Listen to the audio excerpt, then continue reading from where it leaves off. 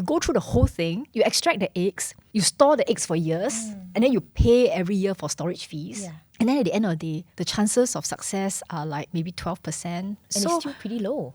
Yeah. Hi, it's Hazelle. It's Azura. And welcome back to another episode of Celebrities Podcast. We are so sad today because Germaine can't be with us. She's unwell. That's right. So it's just the two of us today, but we have a replacement for her, as you can see. A very, very special guest. A warm round of applause to Xue Ling. Hi, everyone. Thanks for being here with us. Hi, Thank you Hazel. so Hi, much. Azura. Can you tell us more about yourself, Xue Ling? Okay, I'm a proud and happy mother Nice. of two daughters. They are 5.5, 8.5 this year.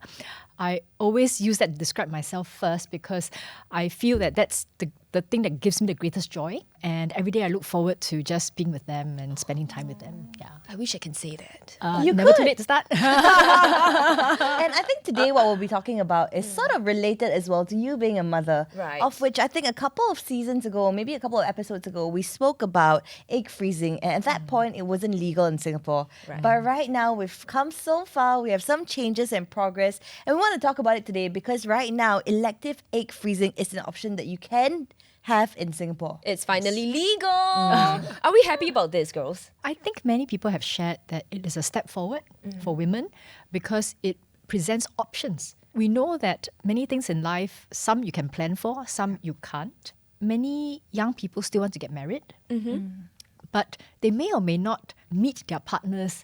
As early as they would like. Yes, sometimes these things happen serendipitously, right? Exactly. It's not like, I mean, the olden days maybe you can go matchmaking, but nowadays I think people want to meet the other Yes. partner in a very normal and a very Organic organic way. fashion, right? And so because of that, you can't exactly quite plan when that's going to happen. There are many things that young people think about nowadays, careers, for example, and also their lifestyles. Some young people have shared that, when you get together as a couple, it's a two-person's world, right? Right. But once you start thinking about having children, basically it's a family. So I think family planning is something that sometimes young couples may postpone, but it doesn't mean that they do not want to have children. Right. So elective egg freezing is an option for couples who have already decided that they want to spend the rest of their lives together. But at the same time, they are not quite sure whether or not they want to have children now, but they definitely want to have that option. Yeah. So a bit more about EEF, elective egg Yes. freezing. Women can only go through this process between the ages of 21 to 35. Yes. And they can only choose to use their frozen eggs if they are legally married, am I right? Yes. At the end of the day, this is about family formation. Right. So we are encouraging married couples to have a family together, and that's why we have those conditions and parameters like you mentioned. About the age, the reason why we have shared 21 to 35 is because obviously it should be the age of maturity and majority. And that's why 21. And 35 is just based on the current medical and scientific evidence. Because like it or not, unfortunately, fertility health does decline with age. And when we make this announcement as part of the white paper conversations on Singapore women's development, we want to make sure that our audiences, our women, are well informed. Because elective egg freezing is not without cost. And it's also not without pain. It's invasive at the end of the day, whether we like it or not. So the last thing we want is to, sort of announce something and yet not share with our women what are some of the downsides to it. Right. And to be honest, if they really want to have the best chances of success, you should really start as early as possible. I know. So like what Xue Ling mentioned just now, people in the past, they will matchmake. Like my parents, they will matchmake. Really? Oh. Yeah, my parents were. They were matchmade by my aunt. Oh, Yeah, my father's sister. So that's how they got to know each other. And my mom gave birth to my sister at the age of 26, pretty early in today's time. And she gave birth to me at the age of 29. Here I am, 28 and still single. But like what you mentioned, it's always good to have an option for myself. What if I don't find my Mr. Right? That's right. And I just wanted to ask as well, because you can harvest the eggs now at 21 to 35, but Yes. social egg freezing or elective egg freezing for that matter, it sort of gives you an option to sort of, buy more time for your biological clock. But how far beyond 35 can you actually use these eggs? I don't want to make it so definitive because it does differ from woman to woman. Okay. And you do hear of women in their 40s who do successfully conceive. You know, if I know of a person who conceived at 50 as well. Wow. But the thing is that probabilities and chances do drop. So we are just trying to maximize the chances that you can successfully get pregnant and also deliver a healthy baby. And that's why ultimately the message is still about starting as early as you can and would like to. Yeah. So after this announcement was made, have you heard of any sentiments from the ground or from other women out there who may have reached out to you with their thoughts? So far, the sentiment has been positive. The actual execution of this policy would be next year because we do need to work with the medical professionals. Right. Yeah? We need to make sure that our fertility health clinics, they know what are the procedures in place. We also need to make sure that there is no inappropriate marketing. Right. The reason why we have used the word elective egg freezing and not social egg freezing is because we are not so much promoting it as like something you do casually. Right. Right? Because like what I mentioned, there's a cost to the woman's body. You know, you have to stimulate this oocyte stimulation and produce the eggs. You know, the procedure to extract the eggs, it's invasive. It is not without downtime to a woman. It's not without pain. And I would imagine that every time a woman undergoes this, right, you can imagine your expectations go up. Right. Right? And you don't want a situation whereby you go through the whole thing, you extract the eggs, you store the eggs for years, and then you pay every year for storage fees. Yeah. And then at the end of the day, the chances of success are like, actually right now we're talking about on the high end, maybe 12% success rate. So I've or read it's something. about 2 to 12%, right? Correct. And that's why high end is, on the top end is like 12%. And So it's still pretty low. yeah. So imagine if we do not give the proper information, and that's why I talked about making sure that the marketing is appropriate, right? Because you don't want your fertility health professionals or practitioners to be making unrealistic Promises to women. And imagine if you are the unfortunate touchwood lah. Okay. I don't know where's the wood, but you know, let's say you are the 2% one, right? I mean, you go through all that, you pay. It's not. I mean, it's like $12,000-$13,000. 5 figures is Yeah. not cheap. Yeah. And then you have a 2% chance. I mean, I just want to make sure our women are well informed. Yeah, that they can manage their expectations and hopes as well. And I'm sure many women, they know about the chances of success is not very high per se, but you know, they're still clinging on to that hope that, you know, hey, maybe it may work. Because at every one time, one cycle or one process, they actually extract more than one egg, depending on how your body processes it. Am I right? Yes, But yes. that also depends on luck, I would say. Depends on person, yeah. And you know, I just wanted to ask Xue Ling, because Hazel, as you know, is single. She has announced that, guys. We are both Important of the same information. age in our late 20s. I am married, but without kids. And I don't know how soon I want to do that as of now. But you know, we understand that you had your kids at 33 and 37. Actually, slightly older, I think. Yeah, you're right. Because by the time I delivered my first, I was probably about 34 already. So you were pregnant at about 33 years 33 to old. 34. Yeah, my math is, it's been some time, yes. And you know, at that age, some people might say that's a little bit late, or you know, there's some concern there, you know, being pregnant or delivering in your 30s. So when you were in your late 20s, for example, you know, Yes. near our age, was there any concern or worry that you had to hurry or anything like that? Actually, to be honest, on hindsight, right, if I had a chance to redo it all over again, first things first, I love my 2 kids now. So, For sure. you know, even if I reverse Gostan and everything, I still want my beautiful 2 kids, right? My lovely 2 kids. But to be honest, if I had the option to go back in time, I would have started having children earlier. Oh, no. And I mean it not because I'm here on your podcast, you know, talking about elective egg freezing, but because after I had my children, I realized that they are such an important part of my life. Really, they are who and what I look forward to the day. You know, I wake up, I want to see my child. I want to be the first face my child sees. So sweet. Sometimes there's a little bit of like rivalry between me and my husband as to which parent they prefer more. So occasionally I will like wear a t-shirt that says "Mommy's best" or something, and then like inset. And you just wish you can spend more time with them. Is that why you Yes. wish you started earlier? And a lot of parents feel that same way, I'm sure. I said about starting earlier because I wish I had the option to have more kids. I mean, now I'm 43. I can tell you, I'm still thinking about it? Thinking, yes. I that's asked my great. husband looked at me and said, are you sure or not? Kind of thing. Because like what I mentioned, probability does decrease. But you mentioned there's someone who got pregnant at the age of 50. True. So she's it's very a very plausible. lucky lady. Oh, yes. she And I is. wish that there are more lucky ladies like her.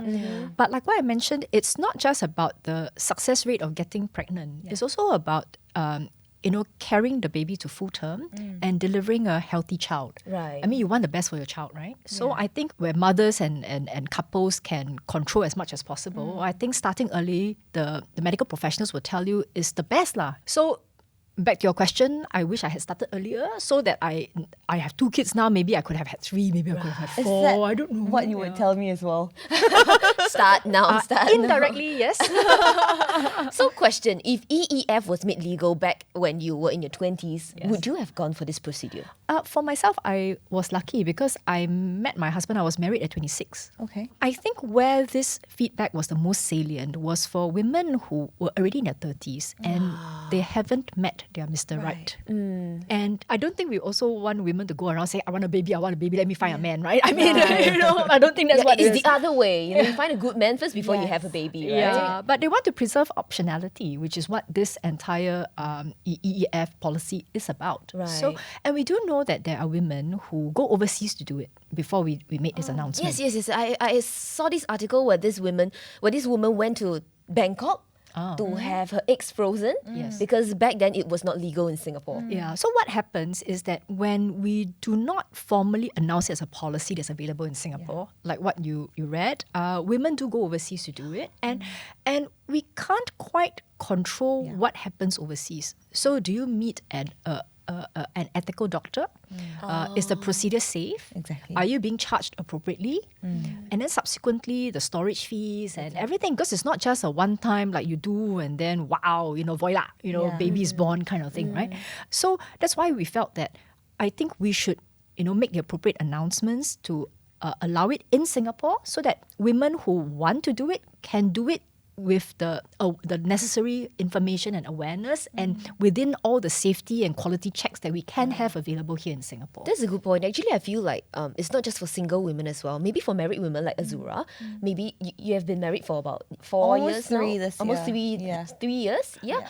And for women like Azura, maybe, you want to focus a bit more on your career first, but you want a kid eventually. But when is that time going to come? You don't know yet. Exactly. So would this be an option for you?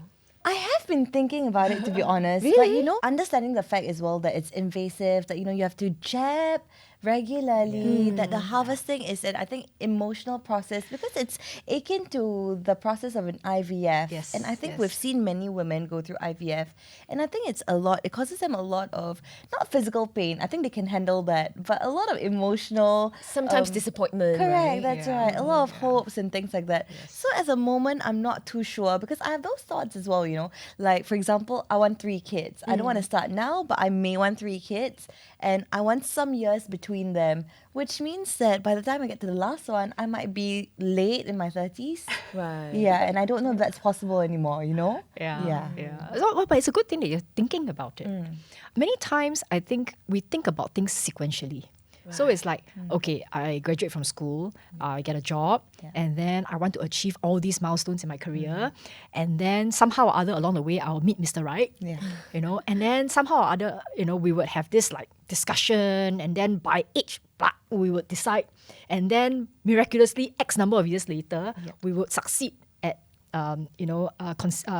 conceiving, and then 9 months later, pop, The becomes ideal life. healthy child, right? Yeah. Everything pre-planned, everything, But we all know that life, much as we like it, sometimes it doesn't happen in a linear fashion. Yeah. Right. So what happens if you don't meet the Mr. Right at the right time? Exactly. Yeah. Or the conditions and whatsoever. Maybe I don't know. Maybe you're overseas. Maybe you don't have the family support system. So many things can happen. Right. So actually, we should trust ourselves. Women are very good at multitasking. To be honest, we can too bad. decide on what to shop, what dress to buy, and then do All the time. supermarket, everything all the time. Right. So it's like you can actually multitask. So if we are so capable of managing all these other things in our lives, right? We could perhaps manage work and having a child and managing a family at the same time. Oh. You don't know till you try. Right. So, I thought that's something, like if I were to tell my younger self, because what I did was exactly like sequential. I thought, I get married at 26, I got a guy, I got hooked a guy, right? So eventually we'll whatsoever, right? So, and then I just put it off. Was it because of your career? And I was Minister of overseas. State and I wasn't in back then? politics. I wasn't in politics. okay. I was just in a job that required me to travel a lot. Right. So it was so ironic on hindsight now, that I found I was pregnant. In the plane? Oh, no, just before a flight. Oh my Just gosh. before a flight. So I was taking the morning flight to London. I was going on a 9-day roadshow. And I did my pregnancy test at 1 a.m. in the morning. Because, so funny, right? I had a lot of pimples. So I'm not that type. Did I just say that on line? Yes, you did. That's okay. Okay, never mind. It's okay. I think I can recover from that. So I had a lot of pimples. And I'm not the type that normally gets pimples. So I was like, We can tell. thank you. And then my husband was like, wow, you got a lot of pimples. And then he got me a pregnancy test kit. I was like, wow, this guy knows a little bit more than I do.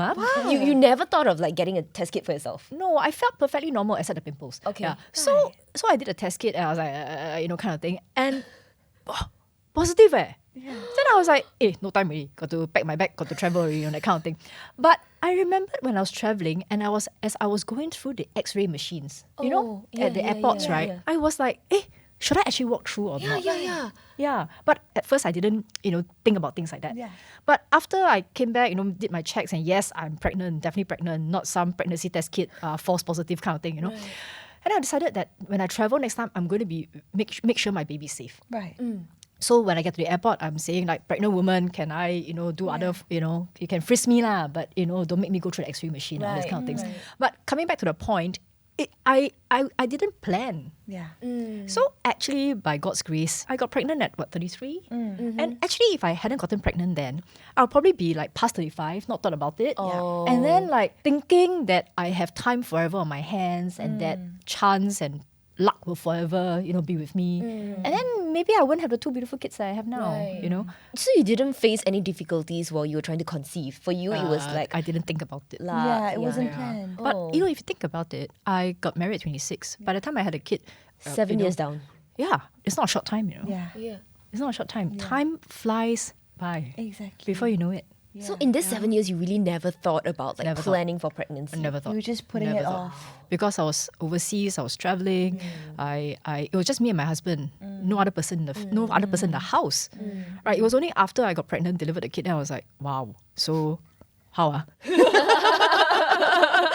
But you see, you do figure things out along the way. After the kid comes along, my husband suddenly realized he's a father. I suddenly realized I'm a mom, and then we just have to learn. So a question for our listeners out there. Was this something, Xue Ling, that you wish you learnt about your own body before or after the pregnancy? Definitely. Like what? So for example, I think fertility health screening, people really only start thinking about fertility health screening when they think they have a problem. When they start trying already. Many times, Yes. and then nothing happens, right? And by the time that happens, many years have passed, and maybe you are now a little bit more mature and advanced in your age, right? And also because it is people who have difficulties, then they go. There is some sort of a stigma around fertility health screening, as if only the people who have trouble then should go and consult a fertility health practitioner. But that's not the case. That's not the case. I mean, we see a doctor for all sorts of things, right? So fertility health screening should be something that is quite normal, that couples think about, and it's not about like whether it's your fault or my fault. Right. A lot of times fertility health is associated with women, Yes. but that's not a fair point. Like you cannot conceive. No, that's not true. Correct. That's not true. Yeah. And It guys takes out two there, I'm sorry. Maybe you also need to go for fertility health screening. Exactly. It takes 2 hands to clap. Yeah, so I think men and women, couples, should look at it as something they can jointly do. Yeah.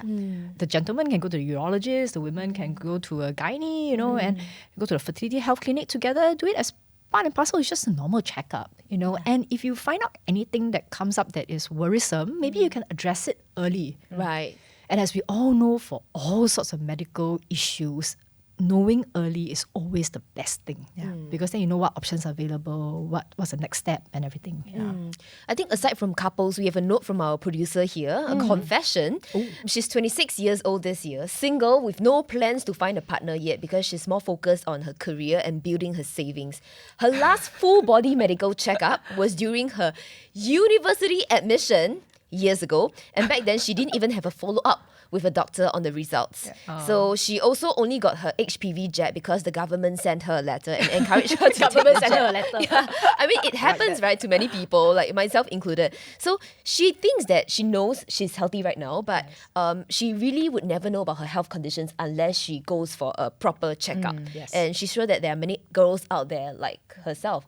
Actually, in fact, our very own dear Germaine, back in late January this year, she found that she had a dermoid cyst, about 6.6 centimeters. It's pretty huge.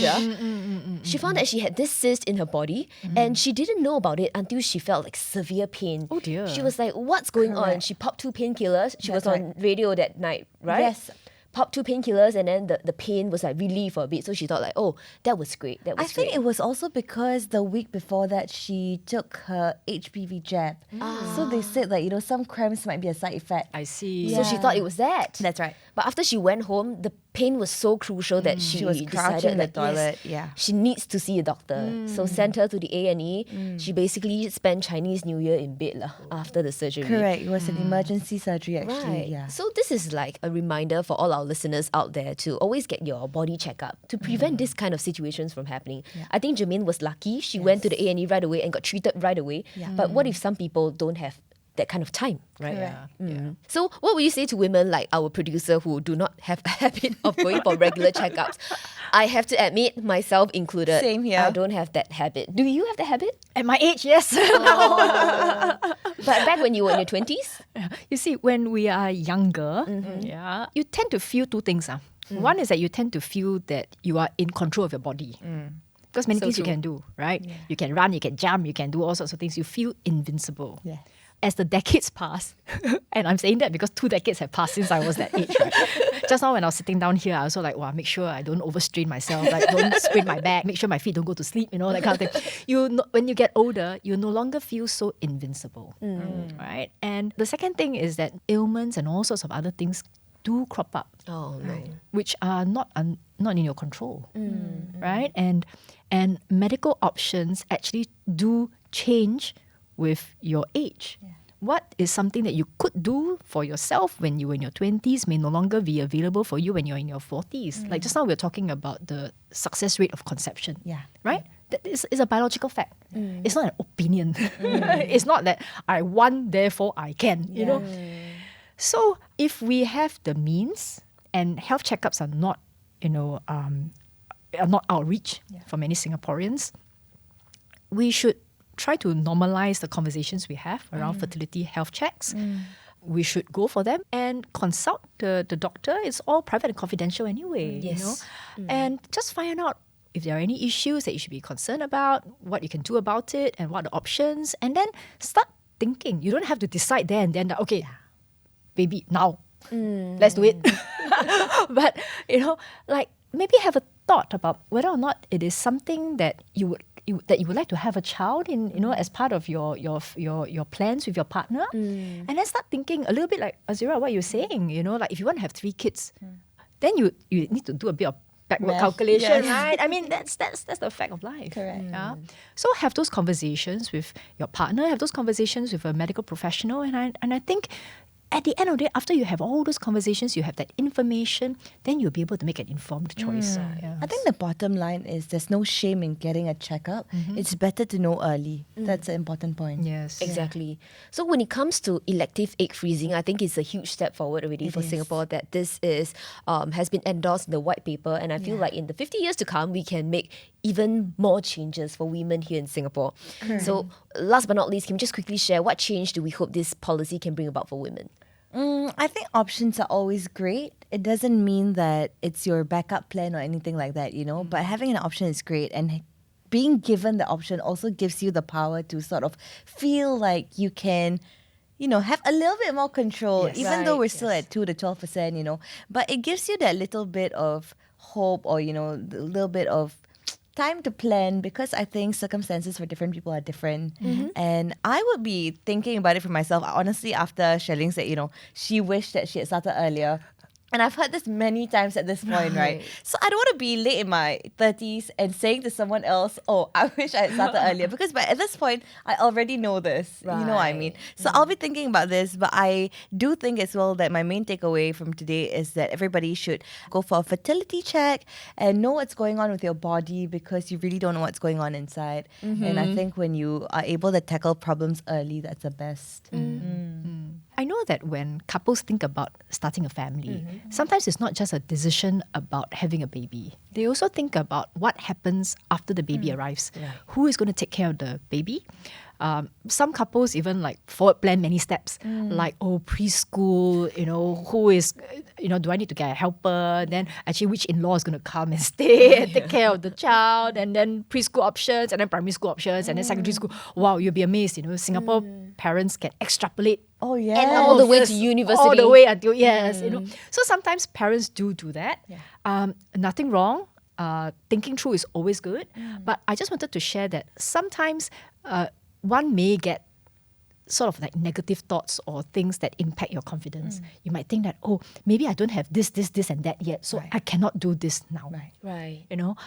Like, I haven't got all the Lego bits in place, I haven't decided on whether I need a helper. I haven't decided on whether which in-law is going to stay with me. I haven't decided which preschool, where should I move to. Oh my gosh, like primary 1 registration, what should I, What I'm trying to say is that there are many things we can think about, but let's be positive and have confidence. Yes. That as long as couples talk to each other, and actually Singapore, many of our policies, they are made for families, and we're working whole of community, whole of society, whole of government effort to make sure that our couples are well supported when they have a family. So, for example, where I am at the Ministry of Social and Family Development, we are very focused on making sure that affordability, availability, and quality of preschools is there, so that our parents don't need to overly worry about preschool options for their children. And I think everyone knows that our education system in Singapore is world class. It's really world class. So you don't really have to overly worry. So just get started about thinking about having a child. And I hope that this announcement about elective egg freezing is another step towards giving optionality to our couples. For sure. So that at the end of the day, biological clock is not something that works entirely against you, and that you have no way and no control to get it right for yourself. I think that's what we're trying to do. So to sum it up, I feel that the EEF actually empowers women and give women more confidence in a sense, I mean, the success rate aside, I feel like you have that option and you are more empowered by that. So thank you so much, Xue Ling, for today. I think I learned so much about the EEF. Thank you for sharing your thoughts with us. Pleasure. So much. And if you can get started early, do get started early. All right, thank you so much for tuning in to this episode of Harsh Podcast. Don't forget to follow us on Instagram at itsclarity.co for more updates. That's right, on YouTube as well. And you can listen to us on Me Listen, on Apple Podcasts, on Spotify. And don't forget to turn on the notification bell so you know every time we drop a new episode. Once again, I'm Hazelle. I'm Azura. And I'm Xue Ling. And thank you for tuning into this episode of Clarity's Harsh Podcast. See you next time. Once again, I'm Hazelle. I'm Azura. I'm Xue Ling. So cute. Sorry. No, Can we do that? okay. So adorable.